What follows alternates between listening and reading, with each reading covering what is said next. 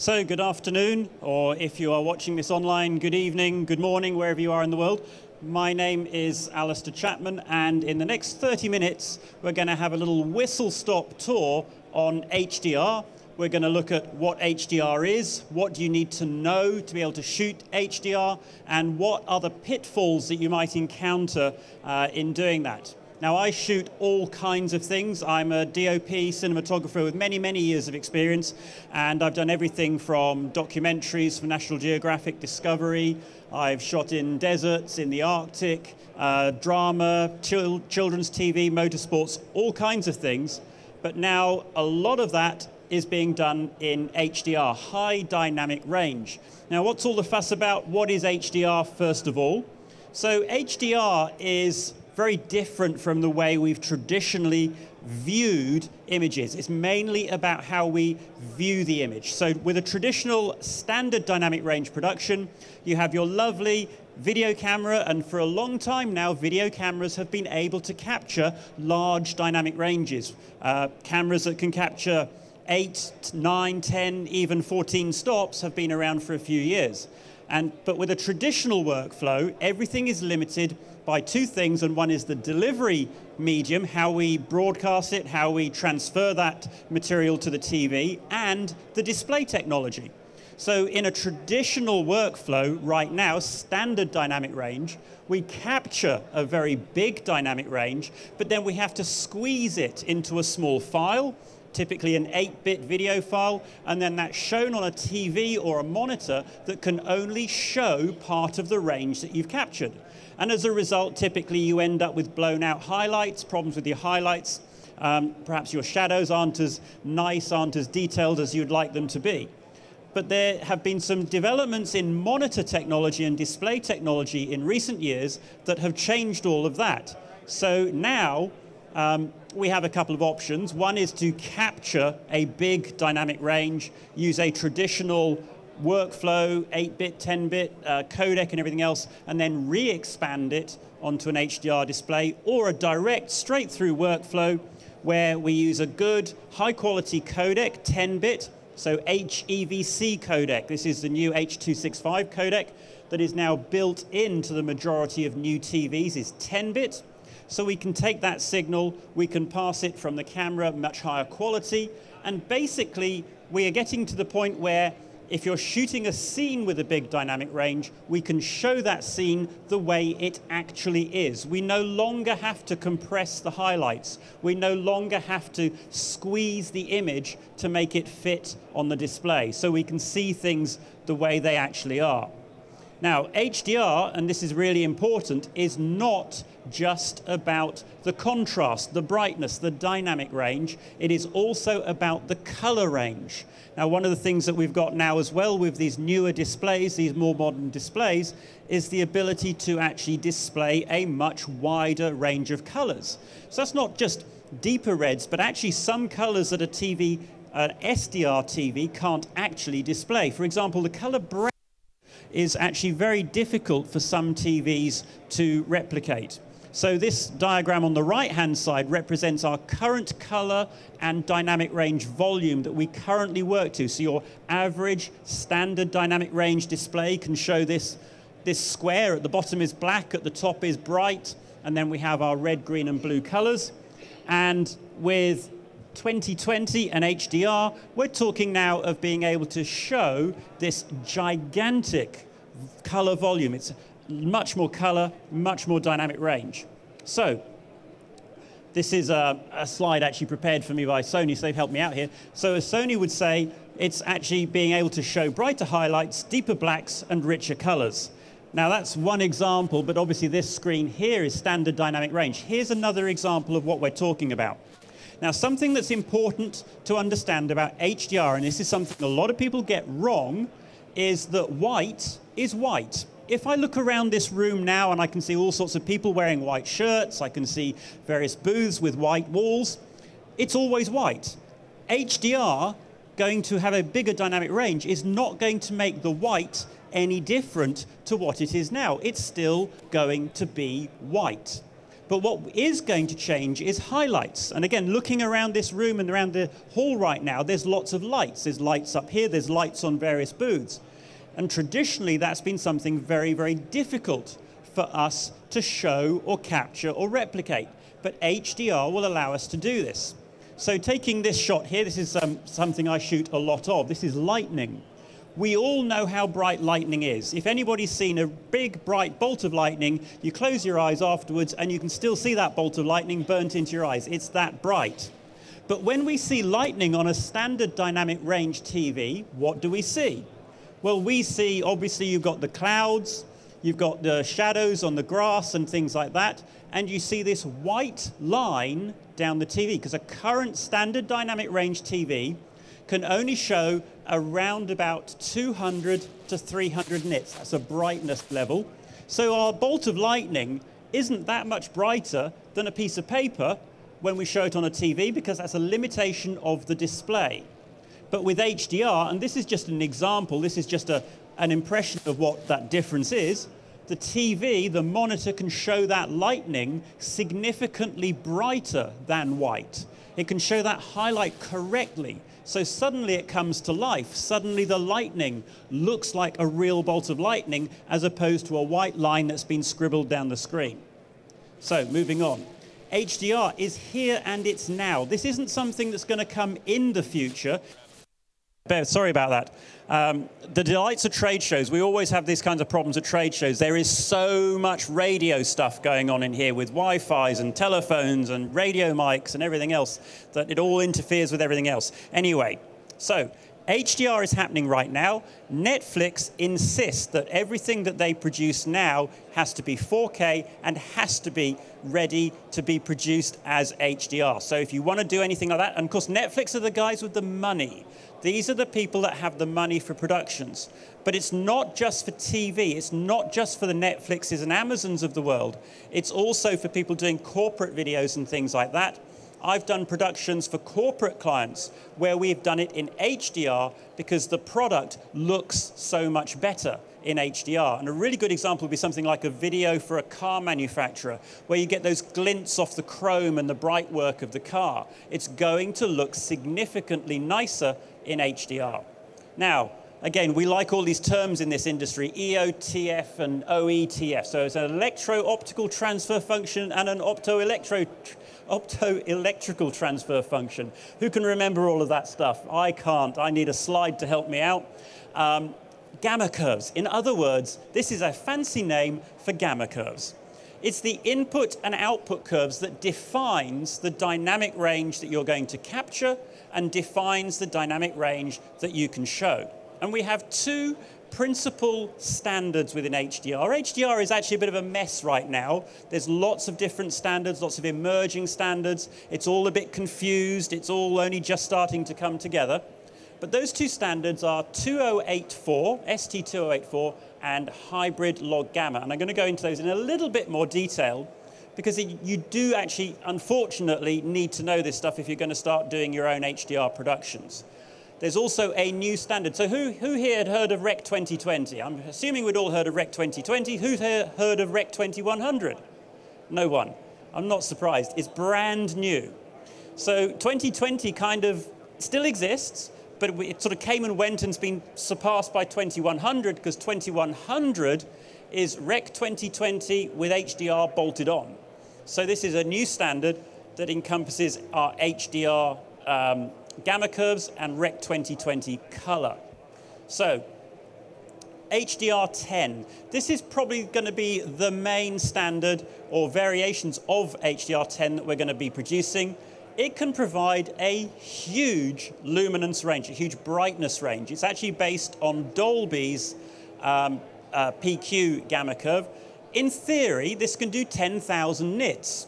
Now, to put that into some perspective, right now, the best HDR TVs out there are probably delivering around about 800 nits. 10,000 nits is so bright that if you were doing a sunset shot, the audience at home is going to be sitting in their living room wearing sunglasses and going, wow, that's bright. That isn't really realistic. You know, we're not going to want to have stuff that bright. You have to think of colorists and graders as well, sitting in front of their monitors, dazzlingly bright all day long. It's very tiring. So 10,000 nits, it's a theoretical display, but in reality, we may not ever need that. Now, this is what we call a perceptual quantizer, and I hate using all these technical terms because it makes it sound hard. What it is that this particular curve is designed for very specific brightnesses, very specific capture, very specific display, very specific environment. And that does give us some problems that we'll look at as we go along when we're talking about producing HDR. But one of the key things that I've mentioned already, though, is that white is still the same brightness. White does not get any brighter than it ever has been. It's still that 100 nits, the same as standard dynamic range. One of the problems we've got right now, though, of course, with HDR production, it's new. I'm guilty of this, the same as everybody else, it's like HDR, oh, I can do HDR, so you crank that brightness all the way up to 11 because you can. Doesn't necessarily make a good picture, but because you can, you do. Hopefully that will calm down and we'll start making nice HDR as opposed to silly bright HDR. Now, different TVs from different manufacturers behave very slightly differently to the range. And one of the problems we've got is manufacturer A might be producing a TV that can do 500 nits, which is an HDR TV, and then manufacturer B might be doing another TV that can do 1,000 nits. So there's going to be huge differences in displays. Now, as producers, that's a problem for us. In the past, everything's been the same. Standard dynamic range, every standard dynamic range TV should show the same range, the same colors, the same everything. So when we can grade on our monitor in our grading suite, and we know what it will look like on the TV in the home. But with HDR, there is so much variation in what each HDR TV can do, it's never going to look quite the same on any two TVs. And that's going to be a huge challenge for us as producers to deal with. So who the hell do we grade this for? Do we grade it for the 1,000 nit TV, or do we grade it for the 600 nit TV? So that's something we're going to have to consider. I'm going to skip through some of this because we don't need to know all of this. Now, white, 100 nits, when we grade to that. And then a lot of consumer TVs now, standard dynamic range TVs, if you buy a new TV, has a light sensor in it. And that light sensor will vary the brightness of the TV depending on the ambient viewing conditions. Now, strictly speaking, ST2084 doesn't really allow for that. So we have this problem where a standard dynamic range TV will vary its brightness. So at night in your living room, it's going to be quite dull. But during the day, when the sun's coming through those windows, it'll crank up its brightness to compensate so the viewer has the perception of an image that looks very similar, whether it's in bright light or dull light. But with ST2084, it's designed around a fixed 100 nit brightness for white, no matter what the viewing environment. So you watch that show in the day, watch it in the evening, it will look slightly different. So anyway, I'm going to move on through some of this. One of the things that you're going to have to consider is how each TV will roll off anything that's beyond what you've graded to. So let's say you do produce for a low-end HDR TV that does 600 nits. You produce for a high-end TV that does 1,000 nits, but then somebody watches that with a 600 nit TV. You have to understand how that low-end TV is going to deal with those extra highlights. Will it just clip them? Will it roll them off? What's going to happen with that? So we'll skip through this because we don't need that. Right, so here's an example. So if you're watching on a Rec 709 TV, so this monitor here is 709. This is one of my storm shots. This is what this shot looks like in 709. You grade it, you produce it, that's what you get. If I was to grade it as a ST2084 shot and show it on a 709 TV, that's what it will look like on a standard dynamic range TV. It won't look right. It looks completely wrong. It actually looks a bit like log. It's flat, it's washed out, it doesn't have much color. So there's no way we can show this HDR10 ST2084 material on a standard dynamic range TV. But there is another standard which is called hybrid log gamma, HLG, that was jointly developed by the BBC and NHK to create something that's backwards compatible with standard dynamic range. Now, I have to be a little bit careful here in the choice of words, compatible. What it means in this particular instance is that it's viewable on a standard dynamic range TV and it won't look terrible. It's not, strictly speaking, compatible though. 5,000 nits is the limit, so a less bright image than you can have with HDR10 and 2084, but that's probably a more realistic range for viewing in the home. Now, one of the key things with this, though, is that the transfer function in the TV varies depending on that light sensor in the TV. So this compensates for different viewing environments. So during the day, when there's lots of sun in the living room, the picture on the TV will be brighter to compensate, and in the evening, in your dark room, the picture will be duller to compensate. So the viewer gets a more consistent viewing experience. To the viewer's eyes, it will look more consistent. Also, that helps us out from a grading point of view as well, actually, because when we grade, it means you don't have to be super critical about the room, the environment you do your grading in, because your monitor that you're going to grade in will also have that same compensation. So in theory, at least, this should be more consistent and easier to do. So yeah, so there's a firmware update from Sony coming out in June or July time for the FS5 and Z150 that will allow you to actually select hybrid log gamma as a gamma curve in the camera and 2020 color and produce HDR directly in the camera. You won't need to grade it. You just plug the camera into a compatible HDR TV and you'll have HDR. It will be as simple as that. It's going to be very, very easy and a very, very fast way to produce HDR content. Now, you can do this, something similar with the FS7, in fact, with any camera using a lookup table.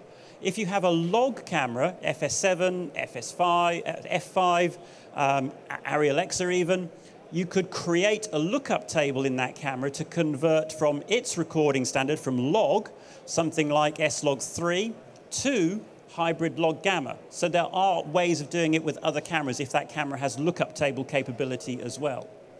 So yeah, so here we are, S-Log to hybrid log gamma LUT. Now, these are actually very similar. If anyone's ever used a hypergamma or a cinegamma to shoot anything, you'll know that the highlights in those gamma curves are compressed together. So the big brightness range that's beyond what your average standard dynamic range TV can show is compressed together by the gamma curve with hybrid log gamma. So the picture looks okay, at least on a standard dynamic range TV. And in fact, hybrid log gamma is doing something similar. So the bottom part of the gamma curve is actually like 709, but then it compresses the highlights. So on an ordinary SDR TV, it kind of looks like you shot it with a cinegamma or a hypergamma. But then an HDR TV takes that top part of the curve and pulls it and stretches it back out again to reveal that highlight information that is there and show it with the extra dynamic range. So here's the curves. And you can actually see on this diagram that the 709, which is the purple line, and the hybrid log gamma, the green line, down to around about code value 256. This is just around about middle gray or just above that, is very, very similar. So they look quite similar. And but because they're not quite the same, you do have to expose very slightly differently. I think I'll stay over here. Seems to be a problem when I go over there. So shooting high dynamic range, HDR with HLG, you do need to adjust your exposure very, very slightly because the picture will look very slightly darker on a 709 screen. And in fact, if you're going to use zebras to expose hybrid log gamma on skin tones, you want your zebras set to between 55% and 60% because hybrid log gamma skin tones are a little bit darker. Middle gray is around about 40% if you want to use a gray card to expose. And again, coming back to this image, this is 709 graded as 709. That's what you'd see on a 709 monitor. And this is what the same shot graded for hybrid log gamma looks like on a 709 TV. So this is what you'd see on a standard dynamic range TV. This is a standard dynamic range screen. So you can see that it's not quite the same image. There are some differences. This is a bit more contrasty. The hybrid log gamma is perhaps not quite as contrasty, not quite as bright, but it's still an acceptable image. Most people watching this or viewing programs produced this way on a standard dynamic range TV, they probably won't realize that they're not seeing an optimum image. But people with an HDR TV are going to see an incredible image with much, much brighter highlights and everything on the right-hand side. And in fact, I'm doing a presentation at 4 o'clock on the Sony booth, and I will be showing this clip in HDR if you want to see what it looks like in HDR. So what do we need when we're shooting for HDR? So same things we need to think about.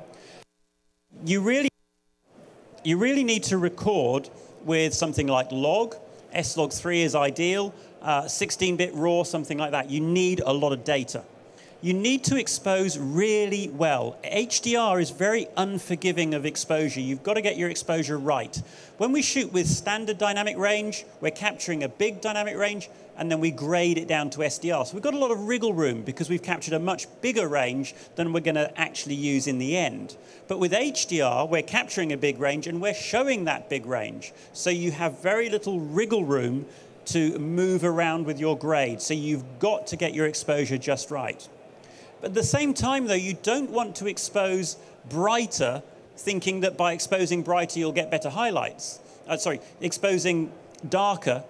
Let me start that bit again. You don't want to expose darker to protect your highlights, because if you do that, you're actually going to create dark shadows. Your shadows, the midtones, will be too dark. Now, HDR, as well as extending the brightness range, an HDR TV will show a lot greater contrast in the blacks and in the shadows. And as a result, any noise in your picture will become more visible.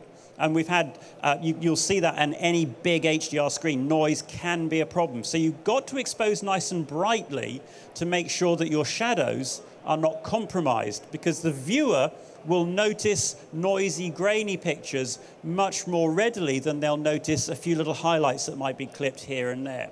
So continue to expose brightly when you shoot for HDR. Don't try to underexpose to protect the highlights. You really do need to expose nice and bright. And if you're shooting with S-Log or with RAW, there is no highlight roll-off in those highlights. Standard gamma curves have a highlight roll-off, and that means that if you overexpose, the highlights don't look good. But S-Log and RAW doesn't have a highlight roll-off. It actually has a roll-off in the shadows. So overexposing, exposing brightly is a good thing to do. It's going to work really well for you. If you want to shoot and grade, don't use hybrid log gamma. Hybrid log gamma isn't designed for grading. It's designed as a way to deliver HDR to a TV. It's not an acquisition standard. It's not meant to be used that way. So if you want to do a lot of grading and post-production work, shoot with log or RAW rather than hybrid log gamma, and then convert your footage to HDR. Now, monitoring on a budget, so I use the Atomos recorders. I use Shogun Flame, because they have both hybrid log gamma and PQ as gamma curves in the monitors, and they can show you, they give you a really good representation of what it will look like graded for HDR. Really easy to use. You can adjust the brightness range on them. That's a really nice thing. So you can adjust the peak brightness range to match the TV that you're going to be eventually showing your HDR on. Problems you're going to encounter, though, I've talked about this already, is the brightness range of the TV. You also have to think about metadata. HDR relies a lot on metadata.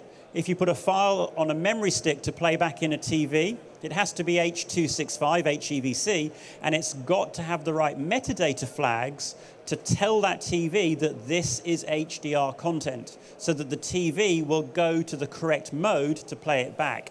So you're going to have to learn how to add metadata to your clips and footage and things like that. So that's one of the challenges that we have right now. And in fact, I've got a project that's ongoing at the moment where metadata is being a bit of a problem for us.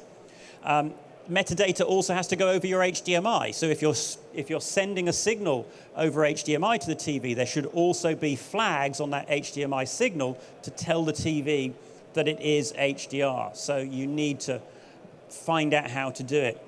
In terms of post-production, again, S-Log3 is a really good mastering format for HDR, and one of the ways you work often is to shoot in S-Log, grade, and record your final output as graded S-Log. because then in the future you can convert that graded S-Log to other standards. So from graded S-Log you can produce a PQ or HDR10 version and a hybrid log gamma version. So the way to do that is to use something like ACES and to use a color managed workflow. So instead of just grading and producing a single output, this workflow allows us to, here you probably can't see it very well, what I've got is my timeline is set to S-Log3, and so my footage would come in S-Log3, the timeline is S-Log3, and then the third box down is the output color space, which is set to 2020, and the output gamma, ST2084. So I would grade monitoring with an ST2084 or HDR10 monitor, maybe an Atomos device or whatever it is you choose to use, produce your HDR10 standard, but then when I need to produce a hybrid log gamma version of the same thing, all I have to do is change the output color space, again to 2020, but change it from ST2084 to hybrid log gamma. And then Resolve will produce that different looking file. You don't have to go back and regrade everything. Resolve does all the work for you. So do learn about color managed workflows, how to use them, because that will make your life much, much easier when you're doing HDR production. If you want to create your own lookup tables for HDR, you can use some software called LUTCalc. I can't remember exactly how much it is.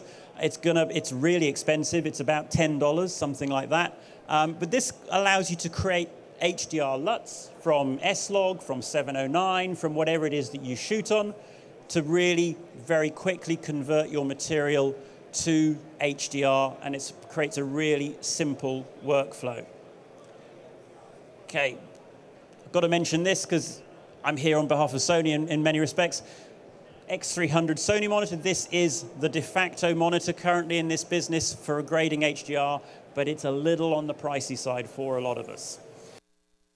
Last thing I would say is for HDR, I really do believe that currently it's absolutely vital that you have in your grading suite a consumer HDR TV, because it's the only way you're going to see all the problems that you do get with HDR TVs. There's only so much of the picture can be made really bright. If you try and make too much of the image bright, the TV will back off because it will overheat if you try and make the entire picture really, really bright. So get an HDR TV in your grading suite so you can see the problems that you're going to have when you grade and when you work with HDR. There's lots of stuff to take in there. I hope it was useful. Thank you for listening. Thank you for coming, and do enjoy the rest of the show.